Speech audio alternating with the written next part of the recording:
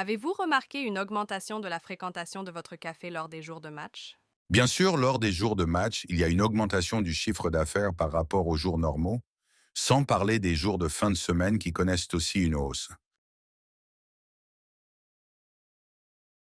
De combien estimez-vous l'augmentation de votre chiffre d'affaires lors d'un événement sportif majeur? J'estime cette augmentation à environ 25% du chiffre d'affaires habituel. Quel type de match attire le plus de clients, locaux, nationaux, internationaux?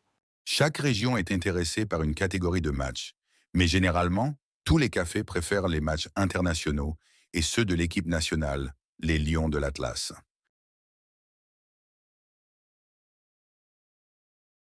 Mettez-vous en place des offres spéciales ou des promotions lors des événements sportifs? Pas forcément pour un café standard. En revanche, les grands cafés-restaurants peuvent proposer des promotions, comme un menu spécialement conçu pour les matchs, notamment les finales ou la Coupe du Monde.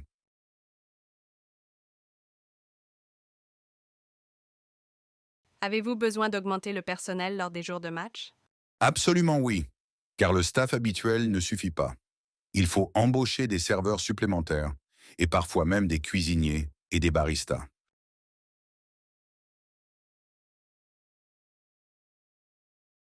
Avez-vous adapté l'aménagement du café?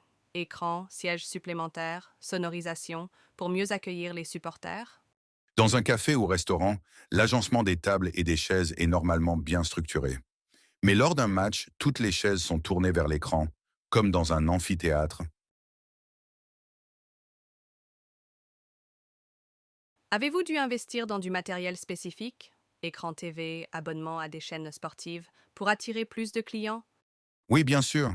Les supporters demandent des écrans géants et des chaînes qui diffusent les matchs avec des commentaires en arabe, et ces abonnements sont assez chers. Trouvez-vous ces investissements rentables à long terme? Tout investissement fait pour le projet sera rentable à long terme.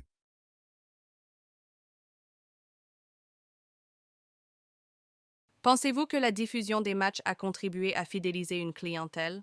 Si on veut être réaliste, les matchs permettent de fidéliser une clientèle importante. Rencontrez-vous des difficultés particulières lors des jours de match? Gestion des foules, tensions entre supporters, nuisances sonores? Les conflits entre supporters sont rares, mais nous rencontrons d'autres problèmes, comme des soucis de connexion, faible signal, ce qui augmente la colère des supporters, des coupures de son ou encore des problèmes techniques. Heureusement, ces derniers peuvent être gérés rapidement en quelques secondes